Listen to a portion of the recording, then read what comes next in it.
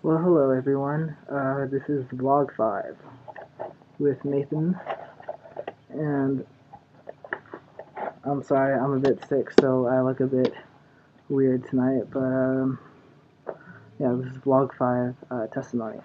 So as you can see, this is a mask, and so with this testimony, even though high school was a while ago, and technically it's no longer one of my identities anymore, it's it's kind of what I still hold on to since I'm barely transitioning into college and I still feel like a teenager and not really an adult. So what I'm going to focus on is kind of the identity of being a teenager and what that was like, and sort of and and basically just my own story about what it was like to be a teenager at an all boys high school and how I went through it, and basically um, yeah, so it's basically just going through the lens of a teenager. So, um, I guess let's get started.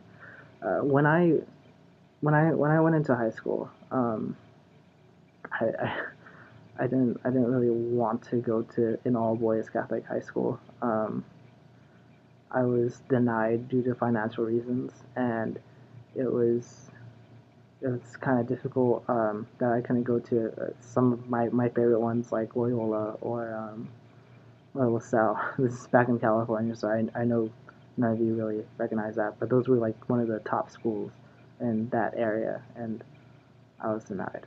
Um, so I felt pretty rejected. Um,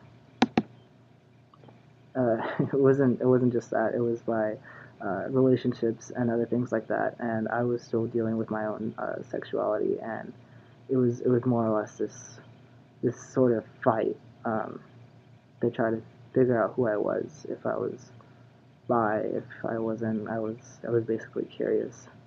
Um,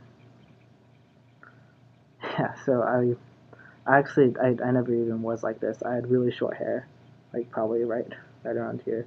Um, but what I did was that since I felt like the school that I went to didn't deserve me, because I didn't want to go to it, I put on this mask. Not essentially this, but I put on a mask in order to sort of hide who I was, and so I kind of went with the whole emo thing, long arm sleeves, scene hair, or I guess emo hair, and I kind of ignored everyone to the fullest extent that I could because I didn't feel that anyone should know me, um, especially especially being a bi-curious person in an all boys Catholic high school. Who have many teachers that are still kind of stuck on conservative views. Um, so I couldn't do that. Um, anyway, so throughout high school, it was this battle, um, and at certain points, I was able to open up. I was able to get rid of my mask from my parents, from my school, and it was actually with a choir group, and it was so great because it was 703, or we called it room 703, where you can basically do freaking anything. You were welcome. You were loved. You were enjoyed.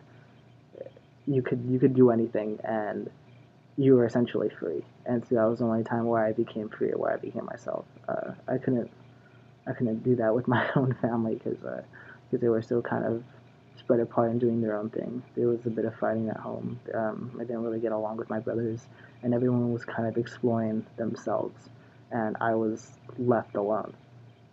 Anyway, so as I said in my last vlog, I came out when I was forced to, and after that, I got and I'm sorry if I'm gonna try not to get graphic here. I'm gonna try to speak the truth, but I got several offers from different people, and it made me a bit promiscuous, and I'm not proud of this.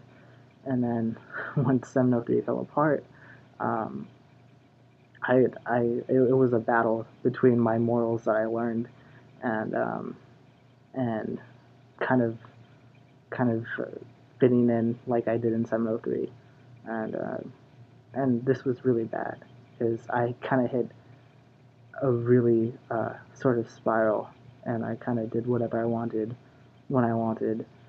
Complete freedom because my family didn't care at this point, and I was doing whatever I want with whomever I want for about 2 years, 3 years until senior year, where I got in trouble with the law. Um, I was caught doing something that I shouldn't have been doing in a public or a private area that was owned by certain people. I'm not gonna go over what it was, and they caught me. The school caught me, and I was forced to come out to my parents. And I basically changed after that. I completely changed because the rest of my family accepted me. We all came together, except for my dad, um, and I felt a bit more free because I could take off one of my masks, and then when I kind of told my friends and I became more open with them, I became more real with them and I only achieved this through a lot of counseling and kind of seeing what I did wrong,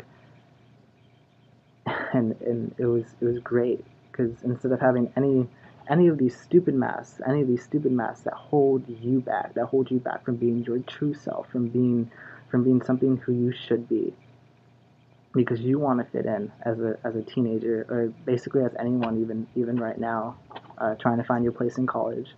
Um, and I threw all of those away, and I was completely free. And it was I knew at some point I almost committed suicide because I couldn't feel free, and it was at one point where I realized everything I did, and I couldn't live with myself. And then like I talked to one of my counselors about it, and there was no reason to do it. I was free now. The past was something completely different. It was something that wasn't necessary, and it's where I learned my most important lesson that I will teach you guys, because I learned this from one of my friends who attempted. He got out of the hospital. He's fine. I'm so glad he is.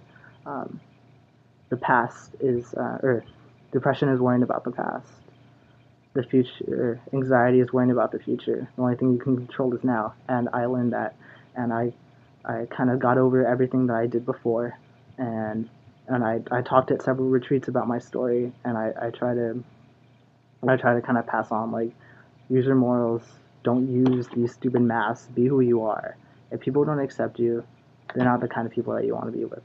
You want to be true to yourself, and that's what I learned as a teenager, and that's what I'm trying to kind of go through now, and that's my social justice piece, and that is my testimony as a teenager who is kind of going through college, and and that is my identity, or it used to be my identity, and it's transforming from being a complete kid to an actual adult. So goodbye.